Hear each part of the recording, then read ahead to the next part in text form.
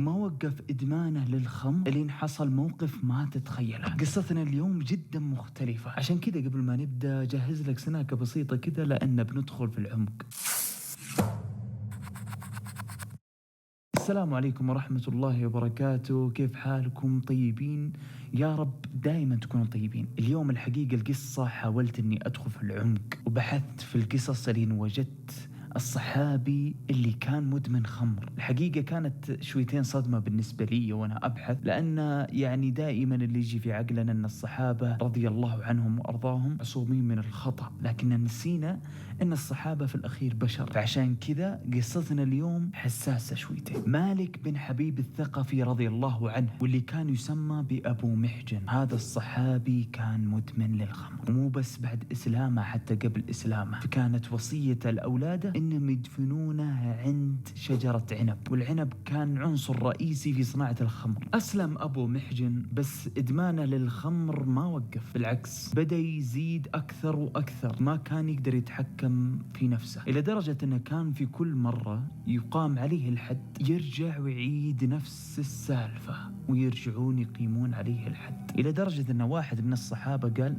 الله يلعنك يا كثر ما نجيبك هنا ونقيم عليك الحد. بس ذاك الوقت نظر في هذا الصحابي النبي صلى الله عليه وسلم بنظرة تمنى أن الأرض تنشق من تحته وتبلعه. قال النبي صلى الله عليه وسلم لهذا الصحابي: لا تلعنه فإنه يحب الله ورسوله. وهذا اللي كان معروف عن ابن محجن، إنه كان كريم جدا، حتى في أقصى درجات فقره كان يحب العطاء. كان معروف عنه إنه إذا دخل السوق شاف شيء يحب إنه يشوفه على النبي صلى الله عليه وسلم، سواء كان لبس أو أكل، يقوم ويكاسر هذا البايع إلين يخفض له السعر. فإذا اتفقوا على سعر ياخذ البايع معاه إلى النبي صلى الله عليه وسلم، ويخلي النبي صلى الله عليه وسلم يدفع لهذه البضاعة من شدة حبه للنبي صلى الله عليه وسلم. وأبو محجن كان معروف إنه شجاع جدا، كان عنده المعارك زي كأنك بتدخله في حفلة. يعني باختصار شخص الموت عنده سالفة. كان معروف جدا إنه شجاع، حتى قبل الإسلام كان شجاع جدا، وكان يحب شيء اسمه معركة. مو بس هو، أغلب الصحابة زي كذا، لكن هو كان مشهور بهذا الشيء. وأبو محجن كان برضو شاعر من الشعراء، وله قصيدة مشهورة جدا اللي هي قصيدة: لا تسأل الناس، لا تسأل الناس عن مالي وكثرته، وسائل الناس عن حزمي وعن خلقي. القوم أعلم أني من سراتهم، إذا تطيش يد الرعديدة الفرق، قد أركب الهول مسدولا عساكره، وأكتم السر فيه ضربة العنق. أعطي السنان غداة الروع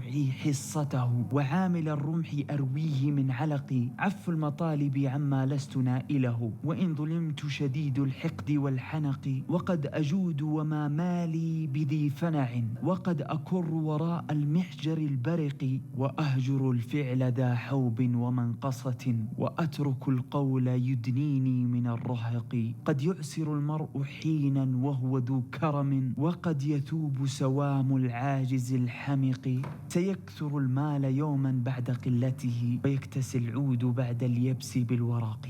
في يوم من الأيام خرج المسلمين لمعركة القادسية، واللي وقتها كان أبو محجن متحمس مرة، لكن للأسف كان سكران. خرج للقتال وكان مرة متحمس، لكن سعد بن أبي وقاص كان هو قائد الجيش، وشاف على هذا الحال كان سكران. فغضب سعد بن أبي وقاص غضب شديد، إلى درجة إن عاقبه عقوبة كانت مرة شديدة عليه. كان ممكن أشد عقاب يكون لأبو محجن، اللي هو منعه من القتال وربطه في أحدى خيام الجيش. وقتها كان في حزن شديد. طبعا زمان الجيوش إذا التقت يكون لكل جيش خيام، يقاتلون، إذا حل عليهم الليل يرجعون إلى خيام. كان كذا طبيعة القتال زمان. فأبو محجن كان مربوط في أحدى خيام المسلمين. في يوم خرج المسلمين إلى القتال، كان سعد بن أبي وقاص فوق الجبل يشوف المعركة.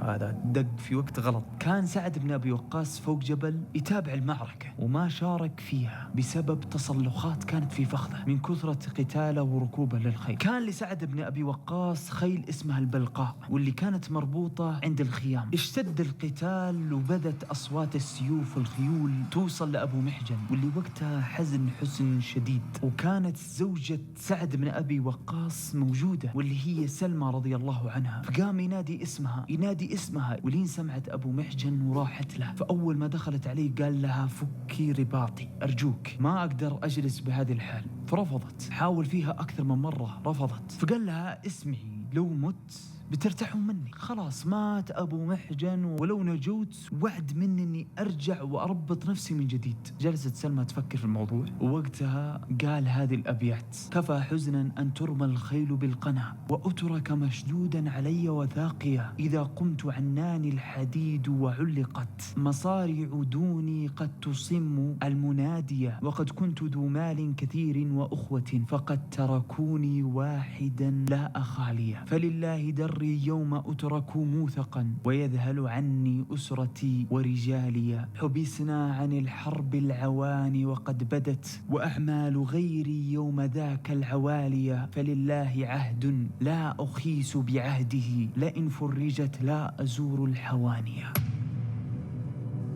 فردت سلمى على هذه الأبيات: لقد اخترت الله ورضيت بعهدك، وفكت وثاقه. فطلع وتلثم ونظر إلى خيل سعد بن أبي وقاص البلقاء، وركب عليها وأخذ معها رمح ودخل بين الجيوش. فكان سعد بن أبي وقاص يطالع من فوق الجبل، فيقول هذا ملك من السماء، هذا قتال شخص مو طبيعي، هذا شخص شجاع، يعني الطريقة هذه ما قد شفناها في شخص. حتى إن الصحابة كانوا يعتقدون بأنه ملك، وكان هذا الشيء طبيعي. فكان في غزوة بدر كانوا يشوفون أشخاص أول مرة يشوفونهم، فكانوا يعرفون أن الملائكة تقاتل معه، فكانوا يفكرون أبو محجن إنه ملك من السماء جالس يقاتل معه. لكن سعد بن أبي وقاص كان يناظر بدقة، وكان جدا قريب من خيله، فتحركات خيله كانت تشبه تحركات البلقاء. فقال هذه تحركات البلقاء، والشجاعة هذه مي غريبة على أبو محجن. فكان عنده اعتقاد كبير بأن أبو محجن فك وثاقه وقاتل في سبيل الله. فرجع سعد بن أبي وقاص والجيش إلى الخيام، واللي وقتها سلمى رضي الله عنها سألت سعد بن أبي وقاص: كيف قتالكم اليوم؟ فقال لها إن شاف